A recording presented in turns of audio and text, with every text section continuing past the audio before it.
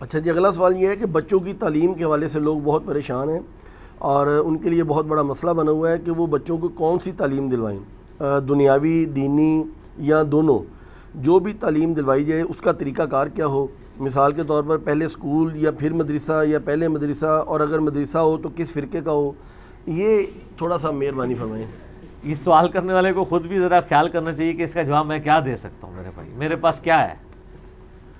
آپ مجھ سے یعنی اتنے آپشنز پوچھ رہے ہیں، تو اس کے لیے یہی ہو سکتا ہے کہ ریاست مدینہ ہو پھر دیکھیں گے. تو یہ پاسبل تو نہیں ہے. ظاہر ہے کہ اب ان گیون سرکمسٹانسز کے اندر آپ بیسٹ جو پرفارم کر سکتے ہیں. میں یعنی اس کا سلوشن تو تب دوں نا جب میں کہیں پن پوائنٹ آپ کو کوئی مدرسہ بتا سکوں یا کوئی ایسا اسکول بتا سکوں جہاں پہ کمبائنڈ دونوں تعلیمیں ہیں اور وہ یعنی بڑی صحیح طریقے سے چیزوں کو لے کے چل رہے ہوں.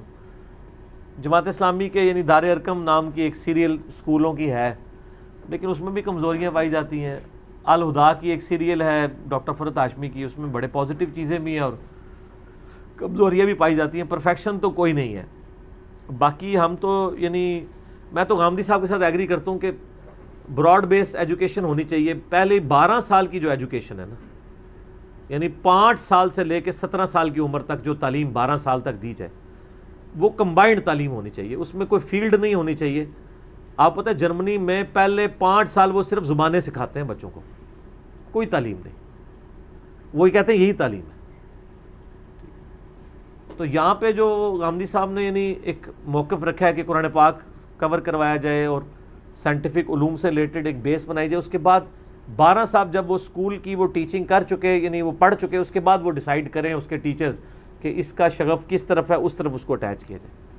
اب رہا یہ آج کل جو مسئلہ ہے، تو یعنی مجھے تو یہی لگتا ہے کہ جس طرح ہمیں اللہ تعالیٰ نے ہدایت کی طرف مائل کیا ہے تو اس میں کسی مدرسے کی تو کوئی کنٹریبیوشن نہیں ہے.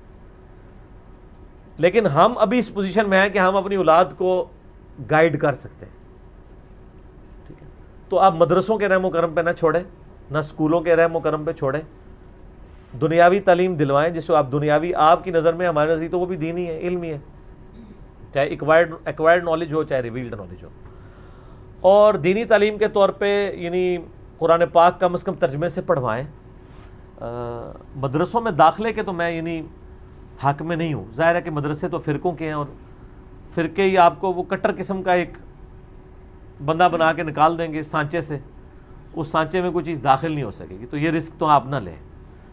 میں یہ نہیں کہہ رہا کہ مدرسوں میں آپ چندہ نہ دیں، چندہ دیں، ان کو چندہ ہی دیں، بچے نہ دیں اپنے. صحیح بات ہے، حقیقت بات ہے، خطرہ ہے. کیونکہ ہم خود بھی ان سے سیٹسفائی نہیں ہیں تو آپ کو کیسے مشورہ دے دیں؟ یا آپ کو مدرسہ ہائی لائٹ کر دیں کہ اس مدرسے میں صرف کتاب و سنت کی تعلیم دی جاتی ہے، فرقے کی نہیں دی جاتی. فرقے کو تو انہوں نے ٹاپ پہ رکھا ہوا ہے اور اس حد تک رکھا ہے کہ وہ جو ان مدرسوں کے ہیڈ ہیں اور جو علماء وہاں پڑھا رہے ہیں وہ قرآن و سنت کو ماننے کے لیے تیار نہیں ہے. اگر آپ ان کو دلیل پیش کریں اپنے فرقے سے ہٹ کے، تو وہ آگے بچہ اس نیت سے پڑھا رہے ہوں گے کہ وہ کتاب و سنت کو مانے. ایک تو صرف ٹائٹل ہے، وہ تو آپ لگا لیں، چیک ہو جاتا ہے نا.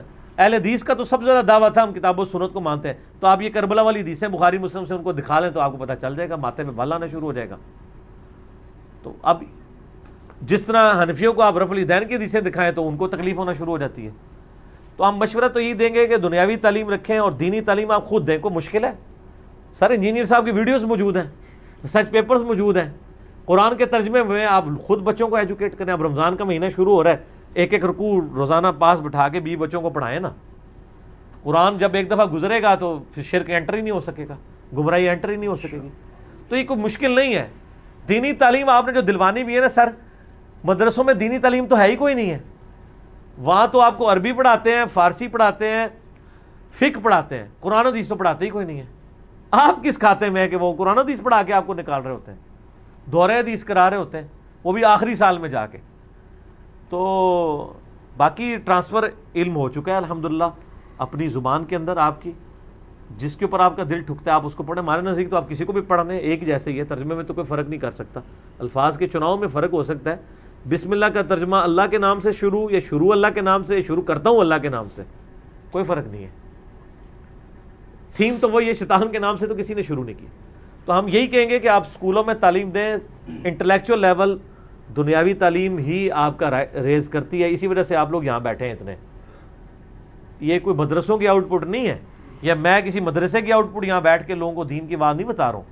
مدرسوں کی آؤٹ پٹ ہوتی تو ہزاروں انجینئر مولوی مرزا پڑھ کے نکلے ہوئے ہوتے، ایسے پاسبل نہیں ہے. مدرسوں کی آؤٹ پٹ ہوتی تو ہزاروں مولانا مودودی ہوتے، ہزاروں ڈاکٹر اسرار ہوتے، ہزاروں ڈاکٹر ذاکر نائک ہوتے، ہزاروں احمد دیداد ہوتے. تو کوئی بھی مدرسے کی آؤٹ پٹ تو نہیں ہے.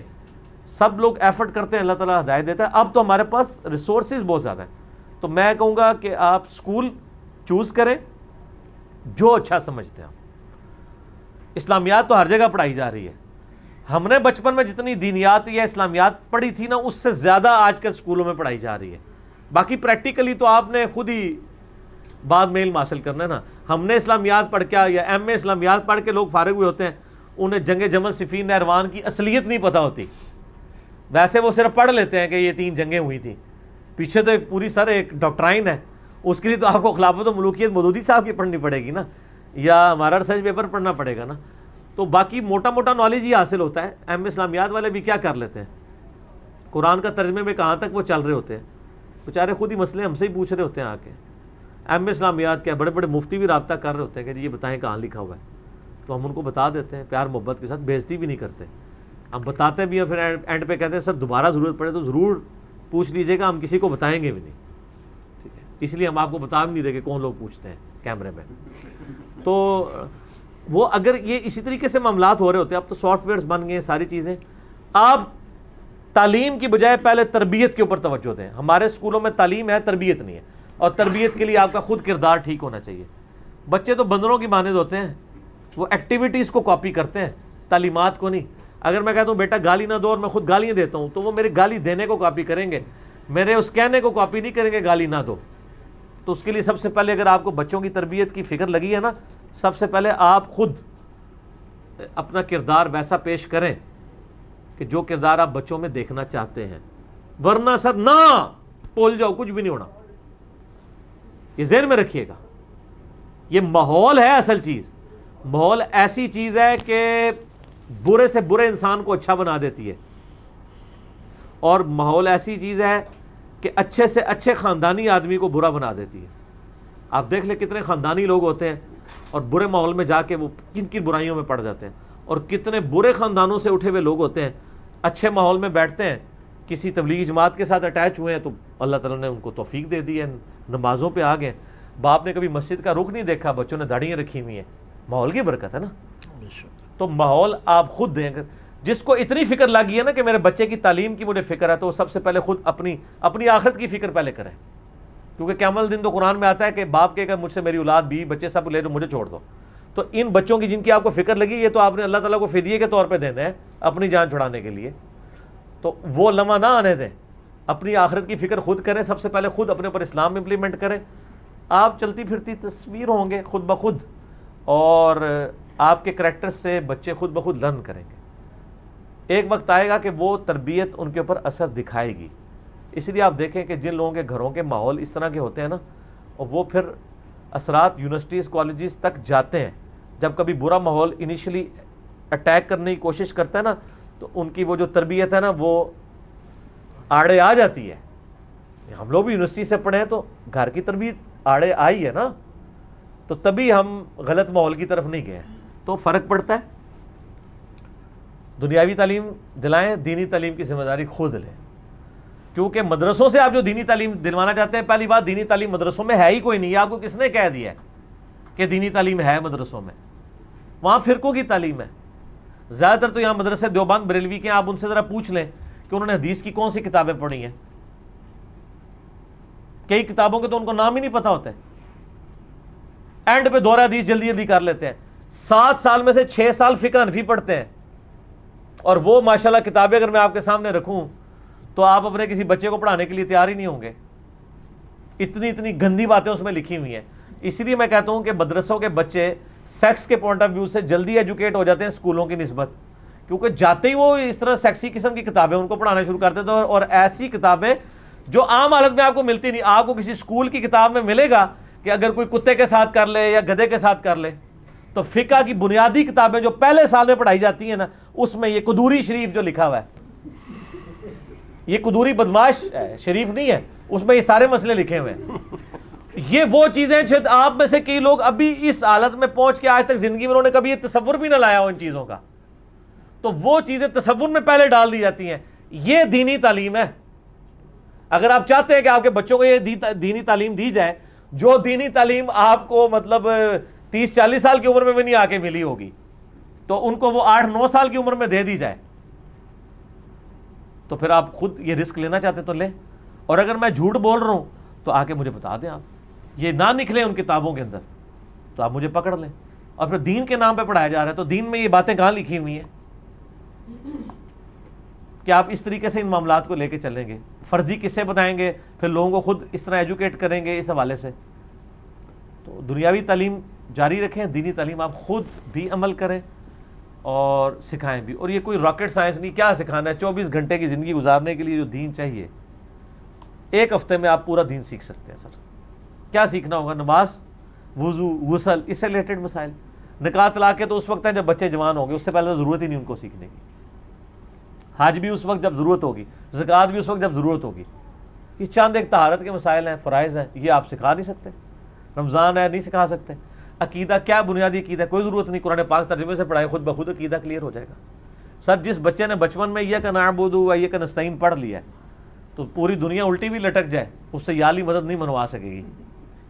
بے شک. ہاں تو آج آپ دیکھ لیں، گورے کو کہنا کہ قرآن سے کہیں یالی مدد یا شیخ عبدالقادر جیلانی مدد ثابت ہوتا ہے، وہ کہے گا نہیں، قرآن سے تو نہیں ہوتا، وہ نہیں منوا سکے گی. تو قرآن، پھر قرآن اتنی مضبوط چیز ہے کہ قرآن کو مانے نہ مانے اس کے مقابلے پہ کھڑا نہیں ہو سکتا، کیونکہ قرآن کی طاقت ہے، اس کا کون انکار کرے گا. تو خود ایجوکیٹ کریں. اس کے علاوہ میرے نزدیک کوئی سلوشن نہیں، نہ میں کوئی مدرسہ بتا سکتا ہوں، نہ کوئی ایسا اسکول بتا سکتا ہوں. یہ سر آپ کو خود ہی کرنا ہوگا. اور یہ جو ہمیں لوگ مشورے دیتے ہیں نا کہ آپ اسکول کھولیں، سر یہ مہربانی کریں کہ اپنے پاس رکھیں. ہم جو کام کر رہے ہیں ہمیں وہی کرنے دیں. اس کی وجہ یہ ہے کہ ہم تعلیم بالغاں کر رہے ہیں، اور بچوں کی جنہوں نے تربیت کرنی ہے ان لوگوں کو تیار کر رہے ہیں. ہر چیز ہر بندہ ہر وقت نہیں کر سکتا. بعض کہتے ہیں جی آپ کوئی غریبوں کے لیے ویلفیئر کھول دیں. عیدی والے کر رہے ہیں نا، شوکت خانم والے کر رہے ہیں نا، الخدمت والے کر رہے ہیں، آپ ان کا ساتھ دیں. جو آلریڈی پلیٹ فارم بنے آپ ان کو سپورٹ کریں. ٹھیک ہے، نئے نئی تنظیمیں کھڑی کرنا، نئے نئے یعنی امیر کھڑے کرنا، نئی نئی پارٹیاں بنانا، یہ پارٹیوں کے ہم ڈسے ہوئے ہیں. ہمیں نہ اس قسم کے مشورے دیا کریں. ہم نے یہ سب کچھ دیکھنے کے بعد ڈیسائیڈ کیا کہ دعوت کا کام کس طریقے سے لے کے چلنا ہے، پوری حکمت عملی کے ساتھ.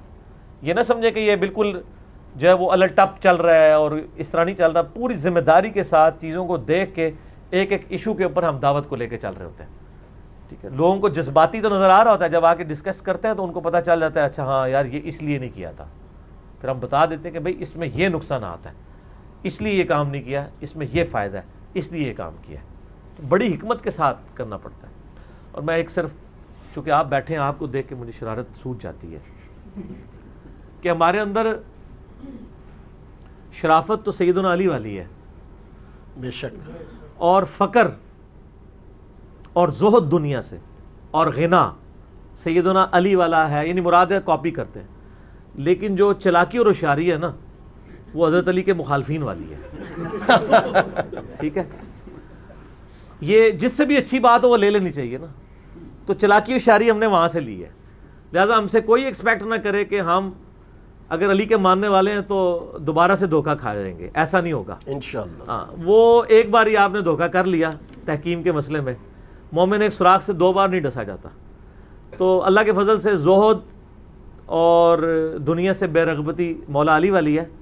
لیکن جو دنیا کی چلاکی ہے نا وہ حضرت علی کے مخالفین والے یا ان سے تھوڑی بڑھ کے ہی ہوگی اللہ کے فضل سے. لیکن اس سے یہ نقصان پہنچانے کے لیے نہیں ہے، یہ وہ ہوشیاری اور چلاکی ہے جس میں ہم آپ کے شر سے بچنے کے لیے اس کو استعمال کرتے ہیں. آپ کو نقصان نہیں پہنچائیں گے، اس حوالے سے ہم نیوٹرل ہی رہیں گے، نقصان نہیں پہنچائیں گے. لیکن آپ کی شیطانی چالوں کو سمجھنے کے لیے ہمیں بھی اس لیول کے اوپر چیزوں کو سمجھنا. اور یہ ظاہر ہے کہ تربیت تو ہماری ماشاءاللہ علماء کے ماحول میں ہوئی ہے، یہ ساری چیزیں سیکھی ہوئی ہیں. میرا خیال ہے اتنا ہی کافی.